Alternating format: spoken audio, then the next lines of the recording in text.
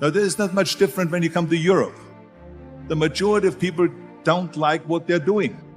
And I got hooked on that core pattern and then the pattern of learning so I'd have something to give, which I know one of the things I respect about you, Lewis, is that you have that same pattern in you. You're always trying to learn more. Your mistakes don't define you. Life is 10% what happened to you, is 90% what you do about it. I just stood up like I had some dignity. There could never just be an okay too. Anything when it comes to that life, there should never just be a complacent mindset. How do we evolve? How do you evolve? How do you grow? One thing about success, there are going to be many struggles.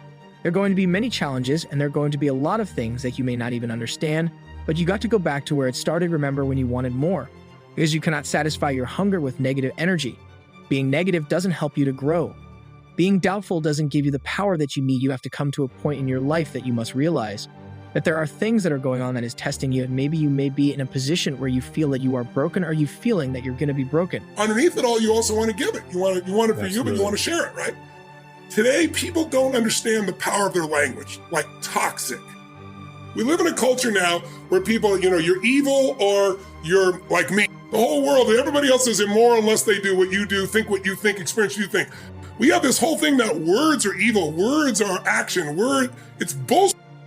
And all it does is make you incredibly weak as a human being, and you're more than that. We all are more than that. There's so many kids that have been raised to be safe and secure every moment. Anything that's insecure or unsafe, they don't want to be a part of, including language. And what it does is make you incredibly weak and fearful. And that's why there's so many people that are angry all the time. Because they're angry because they're not growing. And I just kept performing, kept telling jokes, kept entertaining people. To the part now where it don't even matter. That pageant is the biggest pageant they've ever had. Everybody tune in and see who the fuck I'm gonna say this year. Just keep living, y'all. Keep waking up in the morning. I'm in Ephesians 3:20 all day long. I expect God to do exceedingly and abundantly over all I think or ask. Because I honor him, his blessings will chase me down and overtake me. I will be in the right place at the right time. People will go out of their way to be good to me because that is my declaration as a servant of the Lord. I'm his child. I am an imperfect soldier for Christ. That's what I am. So, don't get me wrong. I know some people are not a good influence. I'm not denying that. I'm just saying you're more than somebody's influence unless you obsess about it every moment and make them wrong so you can make yourself feel superior morally, psychologically, or spiritually. That's bullshit. Stop the pattern. We've all done it. Catch yourself. Because if you want joy, happiness, and freedom and an extraordinary life, it will not come from blame. Never. There's no pride that comes from blame. I don't mean fake pride where you make shit to feel good. I'm talking about real pride. Pride is something you earn. Like people tell me, oh, I have no self-esteem because my parents used to say this or they'd say that. I'd say that's such bullshit. I said, it's bullshit. That's why you don't have self-esteem. Self-esteem does not come from what people say about you. Self-esteem comes from what you experience about yourself. See, someone can tell you your whole life you're a piece of crap, and part of you go, you're full of it. I'm going to show you. Lots of people have done that. They never bought it. Or someone tell you you're beautiful your whole life. You go, I'm not really beautiful. During these challenging times, what's really been helpful for me in not only these challenging moments, but all of my difficult times in my life is my faith. I've discovered I'm not the person that I was in my 20s, my 30s, my 40s. I've grown over the years, and so have many of you. I was on vacation in Europe last year. I was in Italy. I was on a boat. We were anchored offshore, and the captain of the boat was explaining to me why he had anchored in a certain location. And he was saying it was based on the direction of the wind and the swing or the pivot of the boat when it was anchored. When a boat uses or lowers its anchor, he wants the rope or the chain that's attached to the anchor to be long enough to reach the bottom of the ocean or the lake floor. And if it does, the anchor is going to hold the boat in place. I'm here to let you know, ladies and gentlemen, that you are built to last. I'm here to let you know that you don't have the right to complain anymore. I'm here to let you know that you've got to keep on living and living on strong. I dare you to take a trip to your local hospital. And if you have an opportunity to walk down those corridors and witness So many different people, different age groups, different ethnicities. And each one of these individuals are fighting something. They're dealing with some type of sickness. And some of these sicknesses they may not be able to recover from. I dare you to walk down a neighborhood where there are many people that are homeless and have no place to go, no food to eat, barely even have clothes on their backs. I dare you to realize that maybe you just don't have it so bad after all. Maybe it's time for you to realize and recognize that your troubles are not that bad. Maybe it's time that you realize that you need to get away from the drama that's in your life. Because they're really not doing it because they didn't have a goal and they followed this goal. They just aimlessly drift around, and then all of a sudden there's a job opening, so they get that job because you have to work. But then when you work, it's a chore. It's work. It's not fun. So if you think about only a quarter of the people really enjoy what they're doing in life, that is unbelievable if you think about it. So I felt so blessed that I knew what I was doing. It's like a medical student that studies and knows he wants to become a doctor. You know where to go.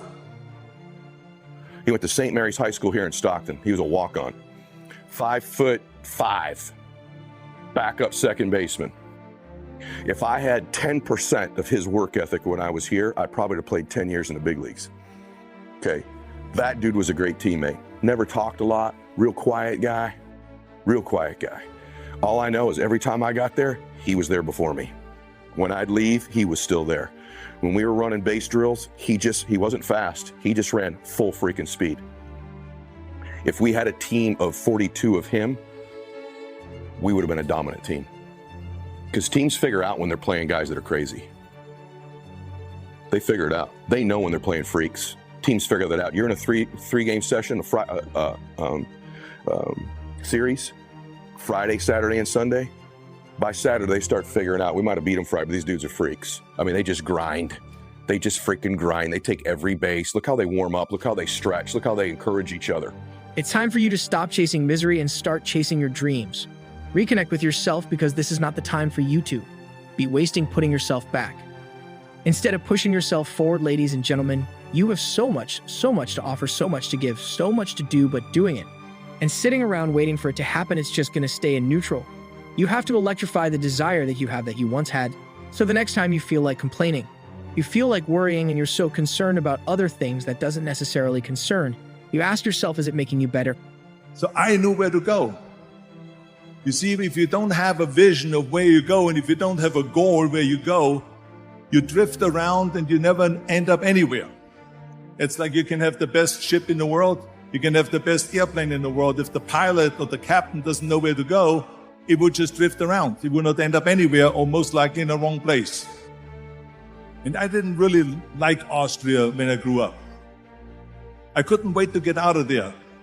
I couldn't see myself becoming a farmer or a worker in a factory or anything like that. Even though my parents wanted me to stay there and have a normal life.